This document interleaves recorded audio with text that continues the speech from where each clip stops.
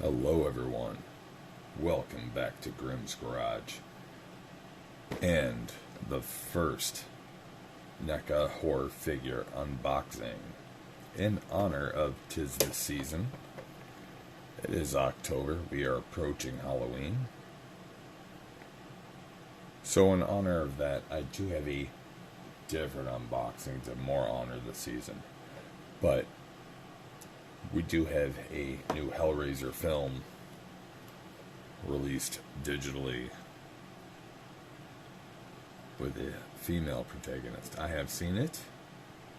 My personal opinion is it's still no 1 and 2 of Hellraiser, but it's generally better than most of the other crap. And I'm open and accepting and appreciative of most of the things they've tried to do in that film. But we're here to honor Doug Bradley with this exquisite figure from NECA Films. Sorry, not films, NECA Toys. Of real toys. As you see, in honor of this, I have a signed photo to me from the great Doug Bradley from a few years ago. He had numerous photos to choose from. That was the one I chose because it's still Hellraiser, but it's also, it tells a little bit more. It makes people ask questions if you're not a true fan. That's what I like. I would rather wear a shirt with hat on it than when Pinhead straight up, so that I encourage conversation.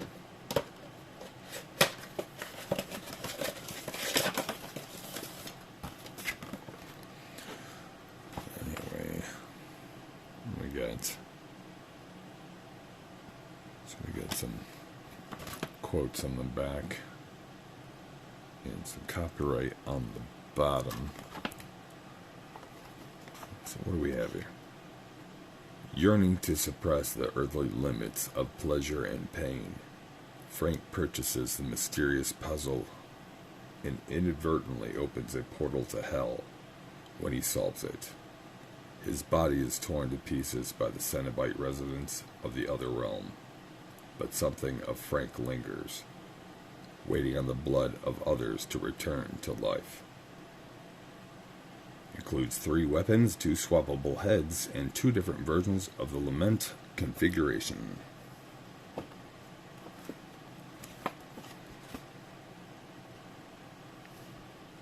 can take a screenshot or a still if you want. Pause the video if you want the copyright information. A little illustration to help you swap the heads, as his head is very detailed and they don't want you to damage him. And a 2019 copyright. Although I had obtained this at my local Target about 4 months ago. I would say around June of 2022. So apparently there is older stock that does get re-released. And we have such sights to show you.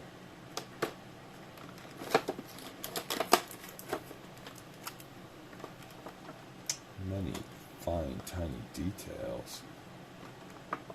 Now, the only other Pinhead figure I have had in the past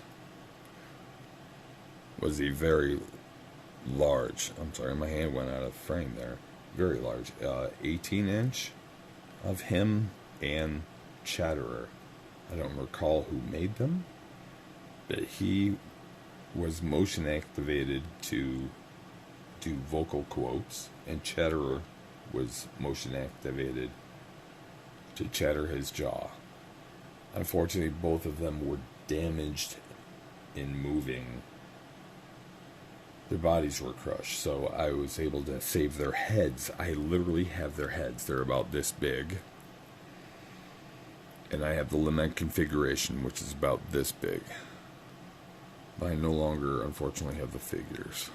So here are the new ones for this one, and I do not have any previous releases of this figure, although I have seen reviews, and I think this one looks a lot better. First off, it squared off corners. The other one was very rounded off, like a boxed game dice. And there's a lot better detail on the gold foil.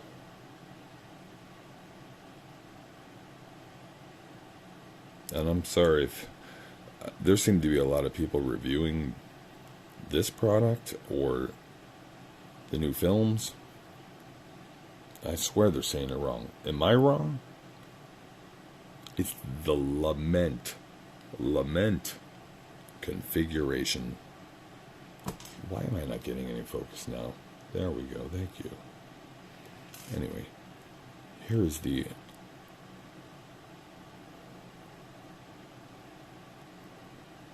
alternate configuration. Is this is this the second stage or third stage?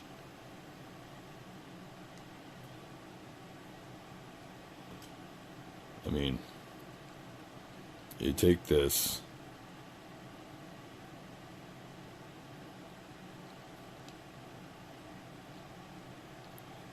you doodle its happy spot,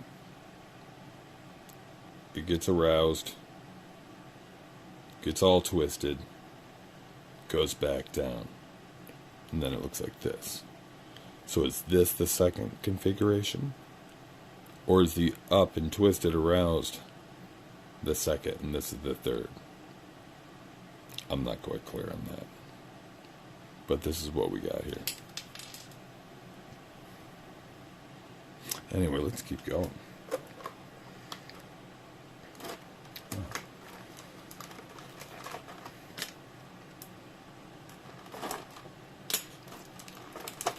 Lots of tape here.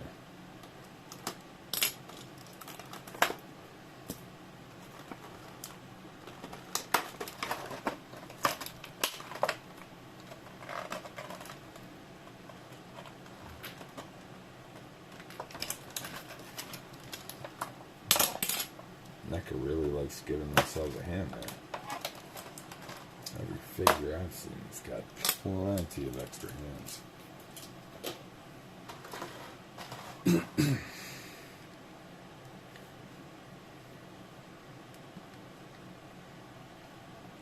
No, it is not hands that call us, it is desire.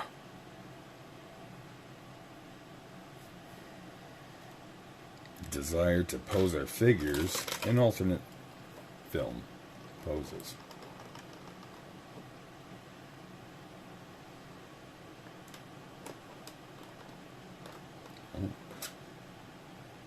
He is twist-tied up like crazy in there. He knew the extent of tortures NECA has put him through.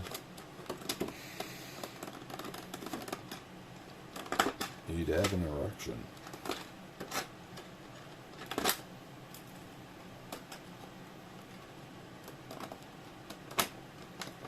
Not I, though.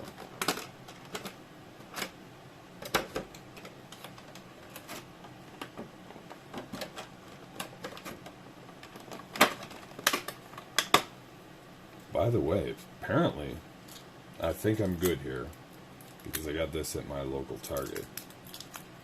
And from what I'm seeing about how to tell the difference, I think I'm okay. But there are super, almost unidentifiable China copies of these NECA figures, and this being one of them. And apparently one of the identifiable things is the twist ties. He had one by his legs and two by his arms. I think the cheaper copy has a thicker black twist tie just right across his waist. I think that's one of the identifiable items. Otherwise, they're dead on. And hey, who knows? Just because I got this at Target doesn't mean anything. Someone could have easily bought the cheap one, and then bought one from Target, and then returned the cheap one from Target, having them an original for a cheap copy price. And wow.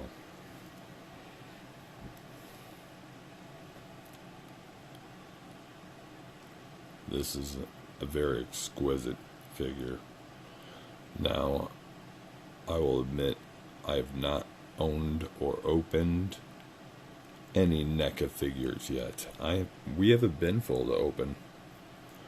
But me and my wife, our family have been through some tragedies, and we had to sell off our previous collections. The only previous horror figures we had were mostly from the late 90s, like Todd McFarlane type things.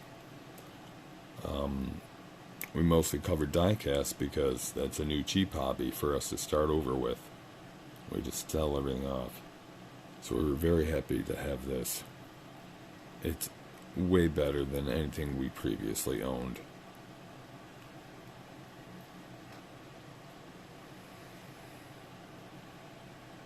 Oh well.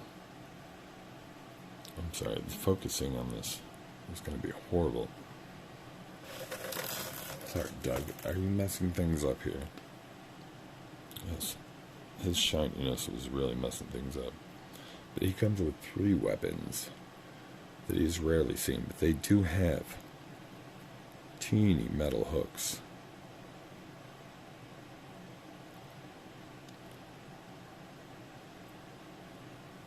And they're meant to be hung on the threads that are literally threaded through his body. Now I'm only placing these on here haphazardly. I'm not looking at the direct order from the film. But in general, yes, his butcher tools are ready and waiting, hanging right from his flesh.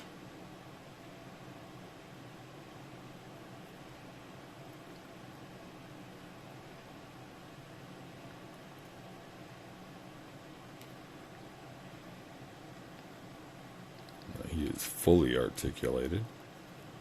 He's got shoulder motions, elbow, wrist, and as you can see, there are multiple hands to swap out for multiple poses, for holding the additional weapon accessories or box holding poses. We also have full leg articulation, knee joints under here, and very limited but some ankle movement.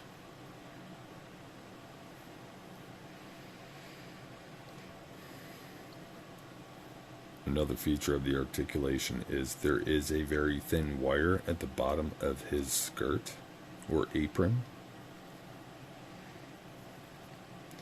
so that you could help spread out and pose. Literally articulate the flow of his apron. There is a thin wire in there.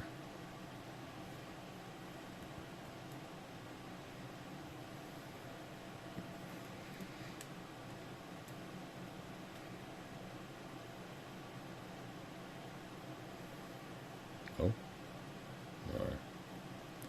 Just want to show you his other head and his little pop socket. It's the more angry and or anguish yelling face.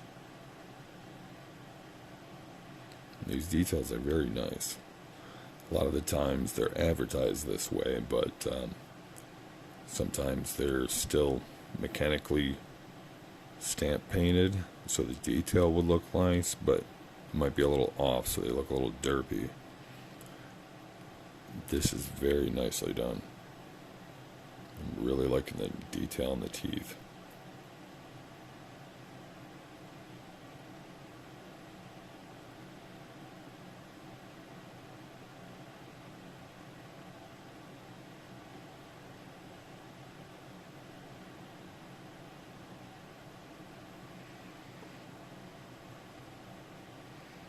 We're in a little further detail on the figure. It's more proud and prestigious presentation.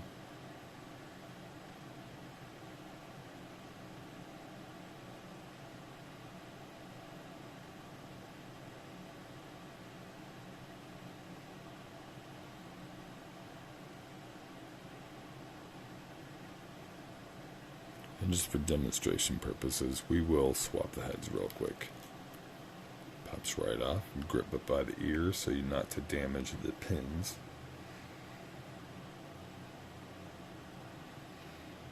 And as you can see, it's just a rod in the socket.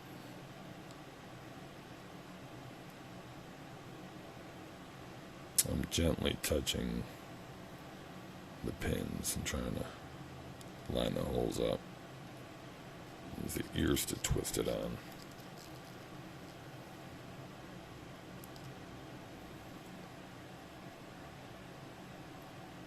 Now he's not so happy.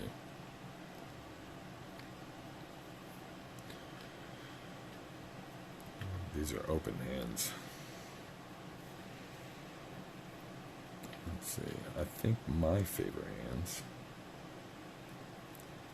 Looks like this pair of hands here, both meant to hold or wield some of the weapons he's holding strung within his flesh. Still nice details, look at that.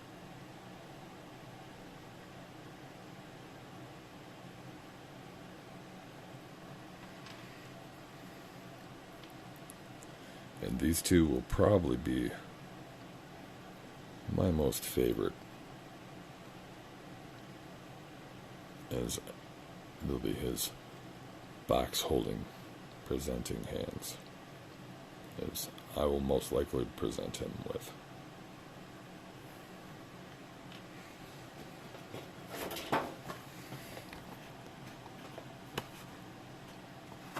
Much like this pose here. And there he is posed, wielding some of the weapons.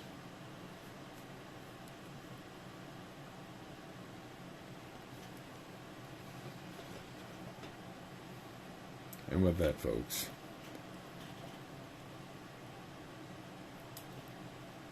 I do hope you do dream sweetly. And ironically, when people ask me at work, "You live in the dream?" my response is always, well, nightmares are dreams. So of course.